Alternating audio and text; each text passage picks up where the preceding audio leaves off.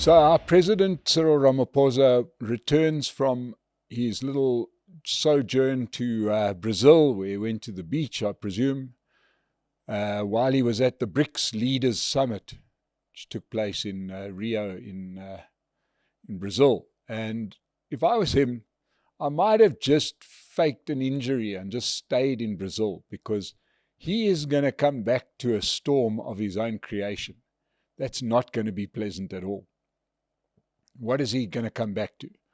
Well, while he was away, we've had the great revelations by KZN Police Commissioner Nhlanhla Mkhwanazi about massive corruption within the police force that goes all the way up to one of Cyril's big allies, Senzo Mchunu, our Minister of Police, where it seems like the allegation is that the police seniors, including the minister, were part of a cover-up of investigations which showed that the politicians were involved in political killings, at least, as well as some drug cartels. Sort of the stuff that you don't want to come home to. Still sitting there is we're going to have a further action that comes from his decision to act against the DA, Deputy Minister of Trade and Industry, and that is that the Democratic Alliance has laid a charge against the Minister of Higher Education, Minister Nkabani, for lying to Parliament. And on top of that, there's the threat of a motion of no confidence. Now, that's aside from the normal stuff that the economy is not growing and the country is cold and miserable. He's going to come back to an absolute storm, and he's going to try and kick for touch. This is what President Ramaphosa does. He's going to try and kick for touch. He's going to try and say, I can't comment yet on the police issue because I've only just heard about it and I have to do my investigation. And once that's done, in a couple of weeks, I'll answer, and hope like hell that there's some other crisis that takes over this one.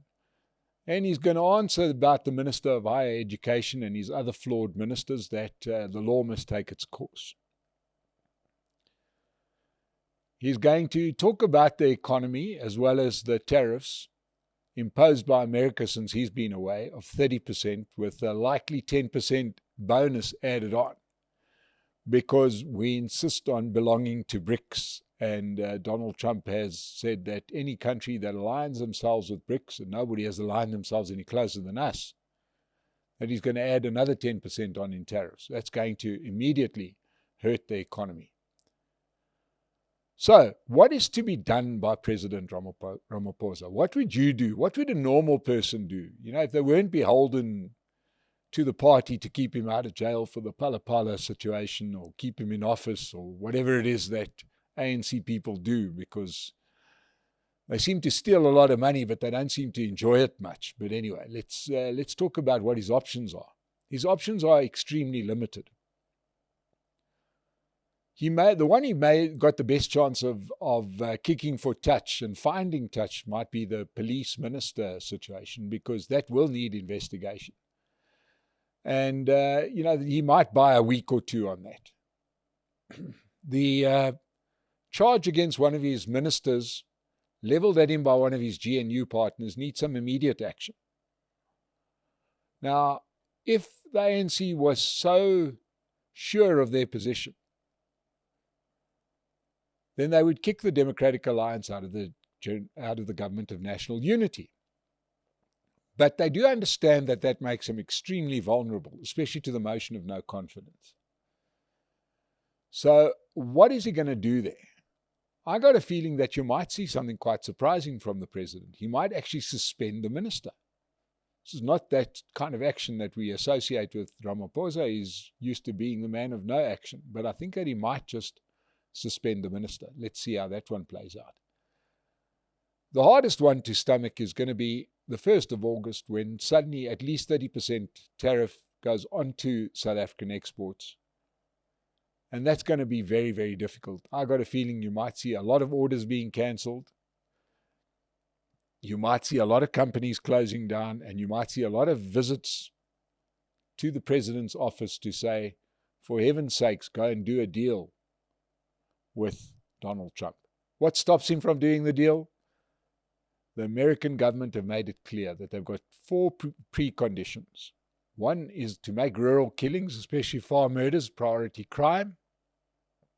Hard to do when your police force is in free fall. Second one is to condemn, as the ANC, the Kill the Boer song. That would make him very unpopular within the party, especially with some of his other comrades in the other parties. The third being scrap the expropriation with nil compensation and say it will be fair market compensation. That's got almost no chance of happening because that law has only just been passed, and I don't think the president has the guts to go back on that. Besides, he's sort of made that his marker, his red line. And the last one is to scrap BEE on American companies. Well, that actually might happen, and it might happen by stealth with equity equivalents, the same deal that's being done for Starlink and Elon Musk's company. So all in all, this promises to be a terrible week for President Cyril Ramaphosa if it hasn't started off badly enough. One only hopes that he doesn't hit a pothole on his way back from the airport. So best of luck to the president and best of luck to South Africa. We're having a country with no leadership. Is a bit like getting into an aeroplane where you stand looking out the window and you see the pilot jumping out and his parachute engaging. That's kind of where we find ourselves in South Africa. So let's keep an eye on what's happening. But the president's going to come back to some pretty miserable options.